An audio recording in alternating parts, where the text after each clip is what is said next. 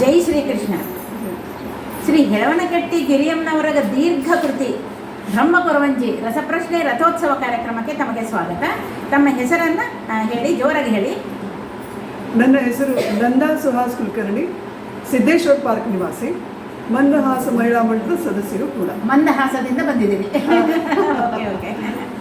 ತಮಗೆ ನಾನು ಬ್ರಹ್ಮಕೊರವಂಜಿ ವಿಶೇಷ ಏನಂದರೆ, ಕೊರವಂಜಿ ಇದರಲ್ಲಿ ಶ್ರೀನಿವಾಸ ಕಲ್ಯಾಣದಲ್ಲೇ ಬರುತ್ತೆ. ಅದೇ ಪ್ರಕಾರನೇ ಇಲ್ಲಿ ಬ್ರಹ್ಮಕೊರವಂಜಿ ಅಂತ ಅದನ್ನು ಏನಂದ್ರೆ ದೇವಕಿಯನ್ನು ಇಟ್ಕೊಂಡು ಮಾಡ್ತಕ್ಕಂಥ ಒಂದು ಅವನೇ ಕಪಟ ನಾಟಕ ಸೂತ್ರಧಾರಿ ಅವ್ರು ಮಾಡ್ದ. ನಾನೇ ಬಿಡಲಿ ಅಂತ ಇವರು ಬ್ರಹ್ಮದೇವರು ಅದನ್ನೇ ಇದು ಮಾಡ್ತಾ ಇದ್ದಾರೆ, ಮುಂದುವರಿಸ್ತಾ ಇದ್ದಾರೆ. ಓಕೆ. ಈಗ ತಮಗೆ ಮೊದಲನೇ ಪ್ರಶ್ನೆ,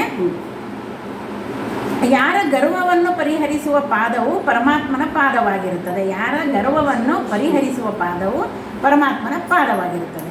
ಆ ಪರಮಾತ್ಮನ ಪಾದ ಕುರುಪತಿಯ ಗರ್ಭವನ್ನು ಸಂಹರಿಸುವಂಥ ಪಾದ ಆಗಿರುತ್ತೆ ಅಂತ ಹೆಳವನಕಟ್ಟಿ ಗಿರಿಯಮ್ಮ ಹೇಳ್ತಾರೆ. ಪರಿಹರಿಸುವ ಪಾದ ಅಂದ್ರೇನು? ಕುರುಪತಿಯ ಗರ್ವವನ್ನು ಪರಿಹರಿಸುವ. ಸರಿಯಾದ ಉತ್ತರ. ನೋಡೆ ರಂಗನಾಥನ ಚಿಕ್ಕ ಪಾದವ, ಸಿಕ್ಕಿದೆ ಶ್ರೀ ಲಕ್ಷ್ಮೀಪತಿಯ ದಿವ್ಯ ಪಾದವ, ಶಂಖ ಚಕ್ರ ಗದ ಪದ್ಮ ಅಂಕಿತ ಪಾದವ, ಅಂಕುಶ ಕುಲಿಶ ಧ್ವಜ ರೇಖಾ ಅಂಕಿತ ಪಾದವ, ಪಂಕಜಾಸನ ಹೃದಯದಲ್ಲಿ ನಲಿಯುವ ಪಾದವ,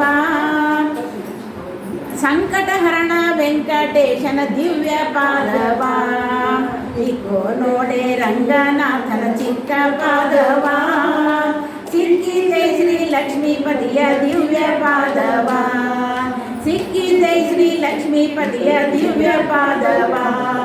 ಇಲ್ಲಿ ಏನಂದ್ರೆ, ಕೃಷ್ಣ ಪರಮಾತ್ಮ ಬರ್ತಾನೆ, ಸಭೆಗೆ ಬರ್ತಾನೆ. ಯಾಕೆ? ಸಂಧಾನಕ್ಕೋಸ್ಕರ ಬರ್ತಾನೆ ಸಭೆಗೆ. ಆವಾಗ ಅವನು ಎಲ್ಲರೂ ನಮಸ್ಕಾರ ಮಾಡ್ತಾರೆ. ಎಲ್ಲರೂ ಧೃತರಾಷ್ಟ್ರ ಇವರು ಎಲ್ಲ ಆದಿಯಾಗಿ ಎಲ್ಲರೂ ನಮಸ್ಕಾರ ಮಾಡ್ತಾರೆ. ಅವನು ಪರಮಾತ್ಮ ಅನ್ನುವಂಥ ಒಂದು ಇದು ಎಲ್ರಿಗೂ ಗೊತ್ತಿರುತ್ತೆ, ಮಾಡ್ತಾರೆ. ಆದರೆ ದುರ್ಯೋಧನ ಮಾಡೋದಿಲ್ಲ. ಅವ ಒಬ್ಬ ಕಪಟಿ ಅಂತ ತಿಳ್ಕೊಂಡ್ಬಿಡ್ತಾನೆ, ಈ ಜಾದುಗಾರ ಅಂತ. ಅವನು ಏನೋ ಜಾದು ಮಾಡಿಬಿಡ್ತಾನೆ. ಅದಕ್ಕೆ ಈ ಥರ ಎಲ್ಲ ನಡೀತಾ ಇದೆ ಅಂತ ತಿಳ್ಕೊಂಡು ಮಾಡಿದ್ದಕ್ಕೆ ಪಾದದಿಂದನೇ ಅವನಿಗೆ ಗರ್ವವನ್ನು ಪರಿಹಾರ ಮಾಡ್ತಾನೆ. ಮುಂದಿನ ಪ್ರಶ್ನೆ ತಮಗೆ, ಆಲಸದೆ ಏನನ್ನು ಹೇಗೆ ರಕ್ಷಿಸುವ ಹೆಳವನಕಟ್ಟೆ ಶ್ರೀ ವೆಂಕಟೇಶ್ವರನನ್ನು ನಾನು ನೆನೆವೆನು ಎಂದು ಶ್ರೀ ಗಿರಿಯಮ್ಮನವರು ಹೇಳಿದ್ದಾರೆ. ಆಲಸದೆ ಅಂದರೆ ಆಲಸ್ಯವನ್ನು ಪಡದೆ ಏನನ್ನು ಹೇಗೆ ರಕ್ಷಿಸುವ ಹೆಳವನಕಟ್ಟೆ ಶ್ರೀ ವೆಂಕಟೇಶ್ವರನನ್ನು ನಾನು ನೆನೆವೆನು ಎಂದು ಗಿರಿಯಮ್ಮನವರು ಹೇಳಿದ್ದಾರೆ. ಈ 14 ಲೋಕಗಳನ್ನು ಒಳಗೊಂಡಂಥ ಬ್ರಹ್ಮಾಂಡವನ್ನು ಆ ಪರಮಾತ್ಮ ಕರುಣದಿಂದಲೇ ಸಲತಾನೆ ಅಂತ ರಕ್ಷಿಸ್ತಾನೆ ಅಂತ ಅದೇ ಹೇಳ್ತಾರೆ ಅಲ್ವಾ. ಆಲಸದೀರೇಳುವ ಅಂದರೆ ಆಲಸವನ್ನೇ ಪಡದೆ ಈರೇಳು ಜಗವನ್ನ ಕರುಣದಲ್ಲಿ ರಕ್ಷಿಸುವ ಎಂದು ಗಿರಿಯಮ್ಮನವರು ಹೇಳ್ತಾರೆ. ಅಂದರೆ 14 ಲೋಕಗಳನ್ನು ಒಳಗೊಂಡಿರುವ ಈ ಬ್ರಹ್ಮಾಂಡವನ್ನು ರಕ್ಷಿಸುವುದು ಸರಿಯಾದ ಉತ್ತರ. ಅಂದರೆ ಒಂದಲ್ಲ ಎರಡು ಎಲ್ಲವನ್ನು ರಕ್ಷಣೆ ಮಾಡುವಂಥ ಪ್ರಭು ಆಲಿಸ. ಅಂದರೆ ನಮ್ಗೆ ಏನಾರು ಒಂದು ಬಿಟ್ಟು ಇನ್ನೊಂದು ಕೆಲಸ ಹೇಳಿದ್ರೆ ಬೇಜಾರು ಪಡ್ಕೊತೀವಿ.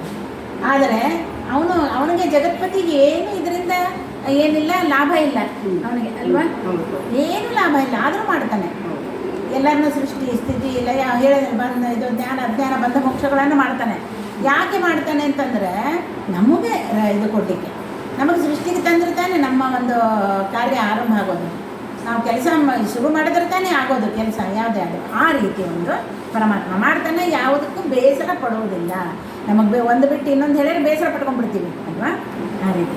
ಇನ್ನು ಮುಂದಿನ ಪ್ರಶ್ನೆ ನಮಗೆ, ಹೊರನಡೆದ ಬ್ರಹ್ಮಕೊರವಿಯು ಏನನ್ನು ಹಿಡಿದನು? ಹೊರನಡೆದ ಬ್ರಹ್ಮಕೊರವಿಯು ಏನನ್ನು ಹಿಡಿದನು? ಹೊರನಡೆದಂಥ ಬ್ರಹ್ಮಕೊರವಿ ಮುತ್ತು, ಮಾಣಿಕ್ಯ ಇಂದ ಹೊನ್ನಗೂಡೆಯನ್ನು ಹಿಡಿದು. ಇನ್ನೊಂಚೂರು ಜೋರಾಗಿ ಹೇಳಿ, ಸರಿ ಇದೆ. ಬ್ರಹ್ಮಕೊರವಿಯನ್ನು ಕೊರವಂಜಿ ಏನಂತ ಅಂದರೆ ಮುತ್ತು, ಮಾಣಿಕ್ಯ, ಹೊನ್ನಗೂಡೆಯನ್ನು ಹಿಡಿದು ಹೊರ ಹಿಡಿದು ಹೊರ ನಡೆದ ಬ್ರಹ್ಮಕೊರವಿಯು. ಇಲ್ಲೆಲ್ಲ ಪದಗಳು ಒಂದು ರೀತಿ ಏನಂತಾರೆ ಇದಕ್ಕೆ, ದಾಸವಾಣಿ ಪದಗಳು. ಒಂಥರ ನಮಗೆ ಅಷ್ಟು ರೂಢಿಯಲ್ಲಿರಲ್ಲ.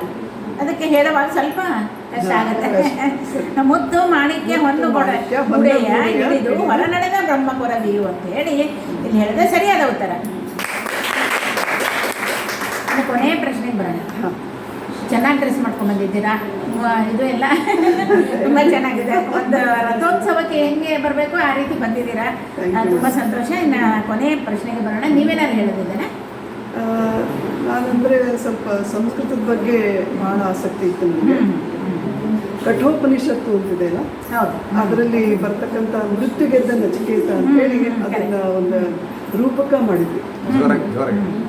ಮೃತ್ಯುಗೆದ್ದ ನಚಿಕೇತ ಅಂತ ಹೇಳಿ ನಾವು ಕಠೋಪನಿಷತ್ತಿನ ಆಧಾರ ಇಟ್ಕೊಂಡು ಅದೊಂದು ನಾಟಕ ಎಲ್ಲ ಪ್ರಸ್ತುತಪಡಿಸಿದ್ವಿ. ಆಮೇಲೆ ಅದು ಬುಕ್ ಆಗ್ಬೇಕಂತ ಎಲ್ಲರದ್ದು ಸಲಹೆ ಬಂದಿರಿಂದ ಅದು ಪುಸ್ತಕವನ್ನು ಮಾಡಿದ್ವಿ.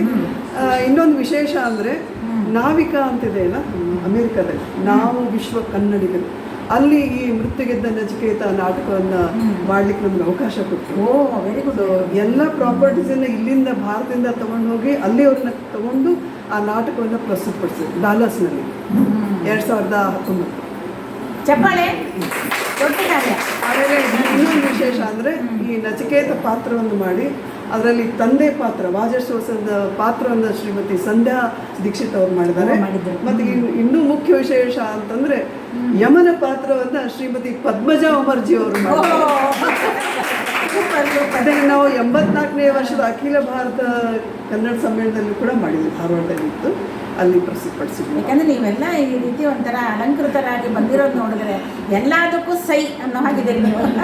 ಆಮೇಲೆ ಒಂದು ಕಡೆ ಗುಲ್ಬರ್ಗಕ್ಕೆ ಹೋಗಿದ್ವಿ, ಅಲ್ಲಿ ಮಂಗಳಾ ನಾಡ್ಕಣಿಯವರು ಯಮನ ಹೆಂಡತಿ ಶ್ಯಾಮಲೆ ಪಾತ್ರವನ್ನು ನಿರ್ವಹಿಸಿದ್ರು. ಓಕೆ, ತುಂಬ ಸಂತೋಷಮ್ಮ.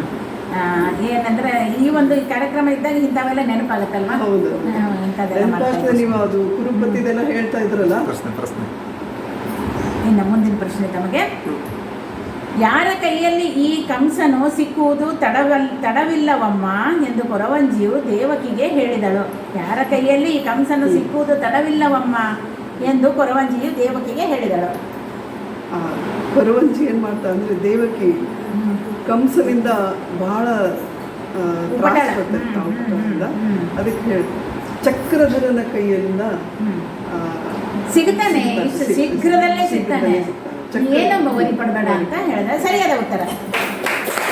ಯಾಕಂದ್ರೆ ಬಹಳ ಕಳವಳಗೊಂಡು ಬಿಟ್ಟಿರ್ತಾಳೆ ಯಾರು, ದೇವಕಿ ದೇವಿ. ಏನು ಎಲ್ಲ ಮಕ್ಕಳನ್ನ ಕೊಂದು ಹಾಕದ ಕಂಸ ಮಾವ, ಇನ್ನು ಹೆಂಗಪ್ಪ ಗತಿ ಅಂತ ಹೆದರ್ಕೊಂಡಿದ್ಲು. ಏನು ನಮಗೇನು ಕಾಲನೇ ಸರಿ ಇಲ್ಲ, ಒಳ್ಳೆಯವ್ರ ಕಾಲ ಅಲ್ಲ, ಹಾಗೆ ಹಿಂಗೆ ಪೇಚಾಡ್ತಿರ್ತಾಳೆ. ಅವಾಗ ಹೇಳ್ತಾಳೆ ಬ್ರಹ್ಮ ಕೊರವಂಜಿ, ಏನು ಯೋಚನೆ ಮಾಡೋ, ಶೀಘ್ರದಲ್ಲೇ ಚಕ್ರಧರನ ಕೈಯಲ್ಲಿ ಕಂಸ ಸಿಗೋದು ಖಂಡಿತ ಅಂತ. ಈ ರೀತಿ ಒಂದು ತುಂಬ ಚೆನ್ನಾಗಿ ಸ್ವಾರಸ್ಯವಾಗಿ ಹೇಳುವಂಥ ಕಟ್ಟಿ ಗಿರಿಯಮ್ಮನವರು ಭಾಳ ದೊಡ್ಡ ಇವರು, ಏನೋ ಹರಿದಾಸಿಯವರು ಎಲ್ಲ ಮಾಡಿದ್ದಾರೆ.